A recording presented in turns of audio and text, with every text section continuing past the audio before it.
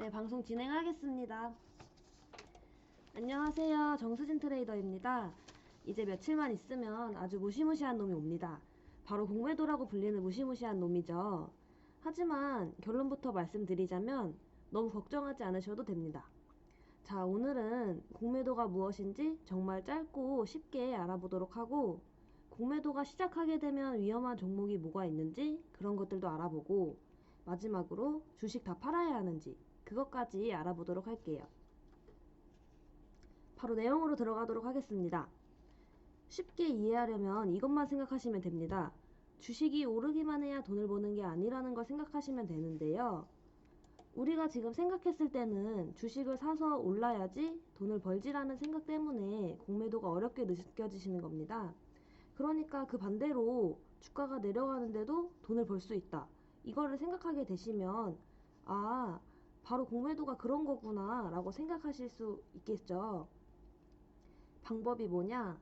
일단 주식을 빌립니다. 그 다음에 그 주식을 팔아요. 그 다음 주가가 내리면 그 주식을 다시 삽니다. 그리고 마지막에 그 주식을 갚는다면 그 떨어진 만큼의 차익이 나한테 남게 되겠죠. 그게 바로 공매도의 이유라고 생각하시면 됩니다. 그리고 여기서 한 가지 단어를 외우면 좋은데요. 여기서 주식을 빌린다고 하잖아요. 그걸 바로 대차라고 합니다. 그러니까 다시 말하자면 주식을 빌리는 것은 대차, 그 다음에 판다는 것은 공매도, 그리고 주가가 내리고 난 다음에도 공매도 상환을 해야겠죠.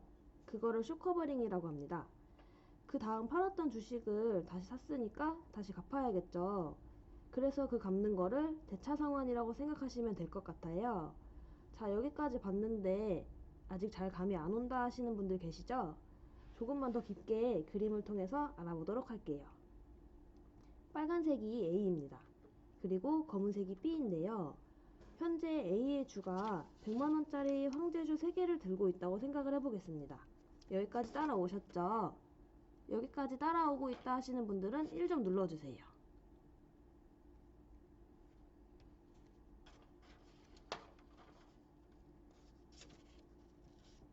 따라오고 계시는 분이 아무도 안 계신가요? 일단 넘어가겠습니다. 자, 그런데 이 상황을 보고 B가 이렇게 생각을 합니다. 이거 생각해보니까 A가 가지고 있는 저 주식 떨어질 것 같은데? 라는 생각을 하게 되는 거죠. 그래서 B는 A에게 이런 제안을 합니다. 이자를 좀 줄 테니까 그 주식을 좀만 빌려줘. 나중에 다시 갚아줄게. 라고 말을 하는 거죠. 그래서 이 행동을 대차라고 생각하시면 됩니다. 방금 제가 이 행동을 뭐라고 했죠? 혹시 아시는 분들 채팅 좀 쳐주세요.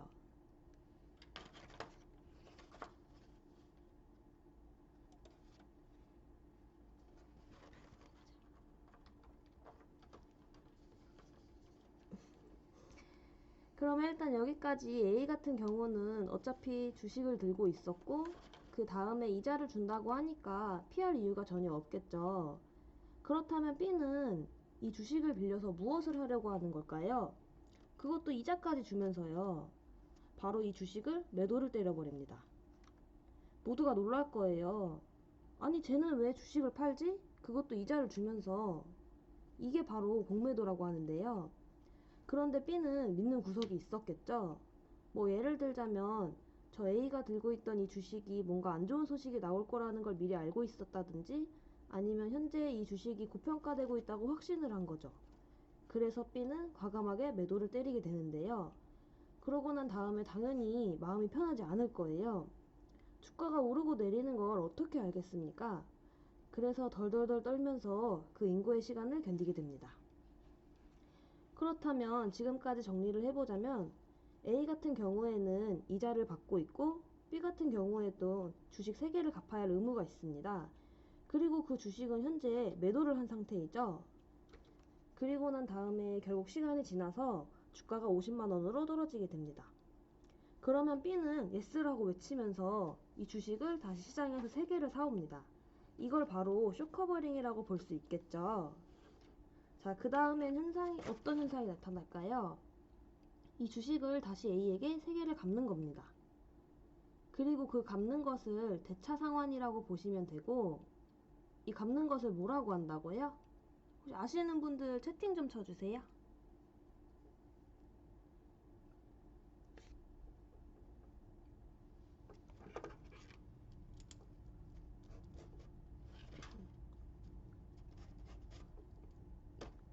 여기까지 주식을 빌리고 공매도를 치고 그 다음에 기다렸다가 다시 숏커버링을 하고 대차 상황까지 끝냈습니다.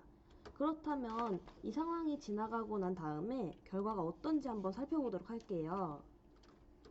일단 A 같은 경우에는 주식은 개수가 그대로 있죠. 그리고 소정의 이자도 받았네요. 그렇다면 A는 당연히 이득이라고 볼 수가 있을 겁니다. 하지만 여기서 질문이 나올 수 있겠죠. 아니 A님, 주식이 반토막이 났잖아요. 그런데 어떻게 이게 이득일 수가 있죠? 맞습니다. 그렇게 생각할 수 있죠. 하지만 이 A 같은 경우에는 알고 봤더니 정말 엄청난 장기 투자자였습니다.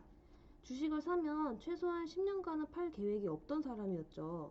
그러니까 이 A라는 사람은 그냥 몇 개월 정도 주가가 빠지는 건 아무런 상관이 없는 겁니다. 어차피 나는 주가가 빠지거나 주가가 오른다고 팔 계획이 전혀 없기 때문이죠. 그러니까 A는 저 이자만 받아도 행복한 겁니다. B는 어떤 일이 일어났는가 확인을 해보자면 B는 이렇게 모든 걸 갚고 떠나게 되었는데 그 B가 번 돈이 얼마냐? 무려 150만 원을 벌었죠. 그 이유는 한 주당 100만 원에 팔아서 다시 50만 원에 샀기 때문에 그 말은 한 주당 50만 원의 차익이 생겼다라는 거죠.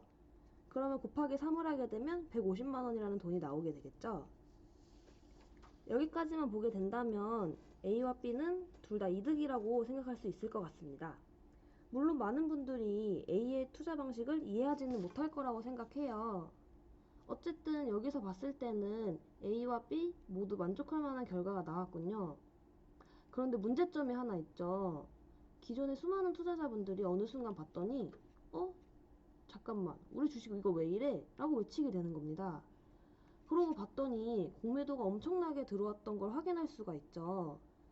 그리고 나서 주가가 떨어지니 일반 투자자분들의 피해가 막심하다라고 볼 수가 있을 것 같습니다. 그래서 여기까지 공매도에 대해서 설명을 해드렸는데요. 아마도 다들 이해가 되셨을 거라고 생각을 해요. 여기서 생각할 수 있는 게 뭔가 보도록 할게요.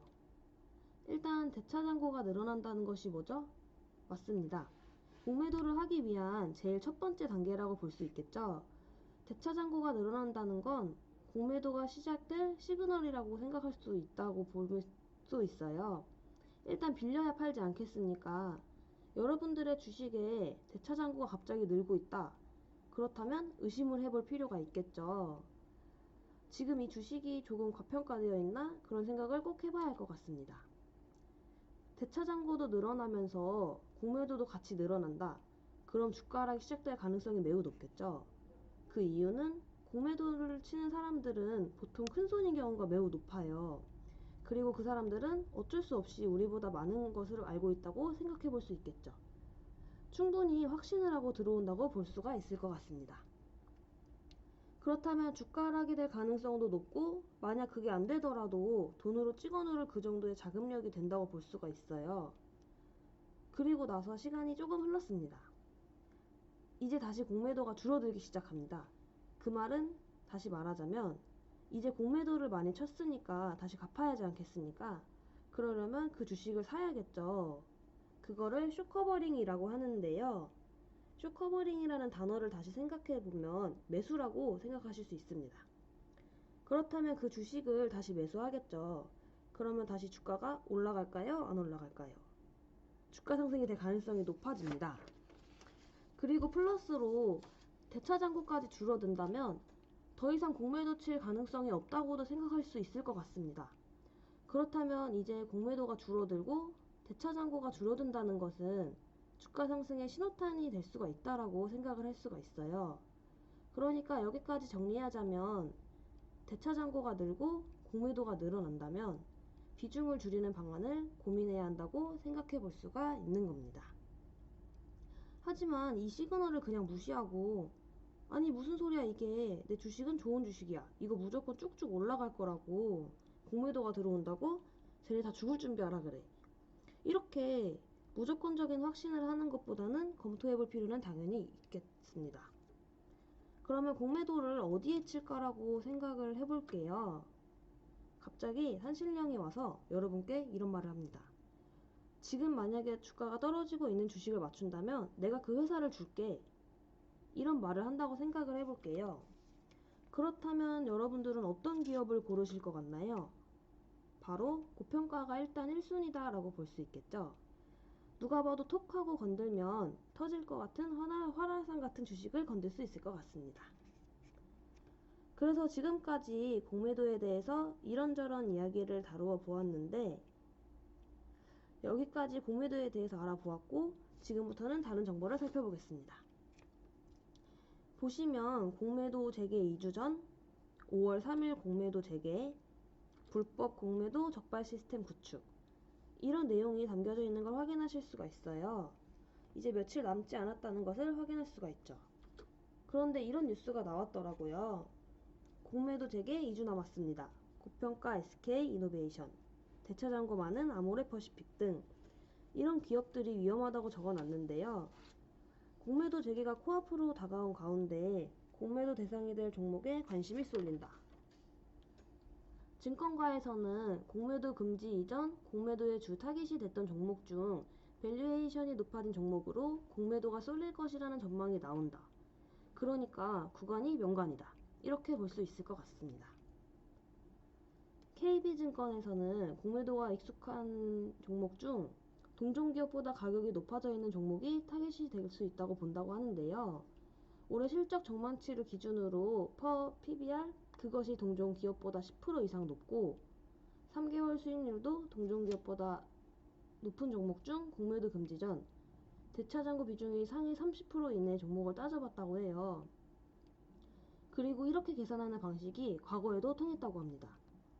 공매도 금지 전 편입 종목 평균 대차장고가 높은 업종일수록 공매도 재개 이후 단기 2주 동안 수익률이 낮은 모습을 보였다고 하네요. 자, 그래서 그런 종목이 무엇이 있는가?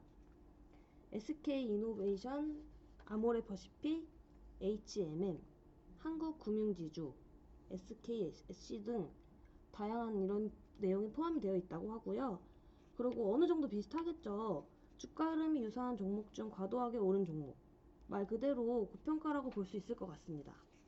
그 종목들은 아모레퍼시픽, KG이니시스, 화승엔터프라이즈, NHN 한국사이버결제, SK이노베이션, 동아기업 등등 이렇게 포함이 되어 있다고 하는데요. 그 중에 SKC와 아모레퍼시픽, SK이노베이션은 두 가지 방식에 모두 포함이 되어 있다고 해요. 자, 그러고 이어서 보자면 전환사채가 발행된 종목을 주의하라는 분석도 나온다고 하는데요. 하나투자에서는 전환사채를 공모 혹은 투자기관에 발행할 경우 공매도 유인이 높아진다며 투자자가 주식을 공매도해 무위험 차익거래를 실행할 수 있다고 분석했어요. 그래서 위 대상 종목은 LG디스플레이, 화승엔터프라이즈, 키움증권, 롯데건강개발에 위험도가 존재한다고 해요. 그런데 위 종목들은 조금 위험할 수 있으나 공매도 재개를 악재로 우려할 필요는 없다고 해요. 과거 사례를 보면 공매도의 주가 장기 성과에 대한 영향은 크지 않은 것으로 나타났기 때문이죠. 그렇기 때문에 공매도 재개가 단기 변동성을 키울 가능성은 있지만 장기 성과에 영향을 끼치지는 못할 것이라며 그 말은 증시가 부러지지 않는다는 거겠죠. 공매도는 주가 대비 재무가 불안한 종목이 대상이지만 이번에 공매도가 재개되는 종목은 실적이 탄탄한 종목이 많았다는 점을 고려해야 한다고 합니다. 코로나19 이후 공매도를 금지했다가 재개한 나라의 장단기 성과도 공매도 금지를 시행하지 않았던 나라들과 큰 차이가 없었다고 해요. 그러니까 결론적으로 단기적으로는 조금 떨어질 수 있겠지만 장기적으로는 아무런 문제가 되지 않는다고 볼 수가 있을 것 같습니다. 그리고 마지막으로 공매도 확인 방법을 짧게 설명해 드릴게요. PC 네이버 증권에 들어가셔서 원하는 종목 검색 후 하단 공매도 현황을 클릭하시면 바로 확인하실 수 있습니다. 그렇다면 결론을 내려보도록 하겠습니다. 시작하면 단기적으로 하락 가능성은 존재하나 이걸로 인해 증시가 부러지지 않는다. 너무 걱정하지 말자. 단 종목별로는 다를 수 있다. 누가 봐도 비싼 종목은 충분히 뿅망치 맞을 수 있다. 그리고 대차 공매도가 늘기 시작하면 꼭 고민해보자. 이 주식을 손절해야 하는지 아니면 계속 들고 가도 되는 건지. 대차와 공매도가 계속 늘어난다라는 것은 반대로 말하자면 이제 곧 숏커버링이 들어온다는 의미. 공매도가 상승하는데 주가는 하락하고 있다면 기회로 삼아보자고 말씀을 드리고 싶습니다.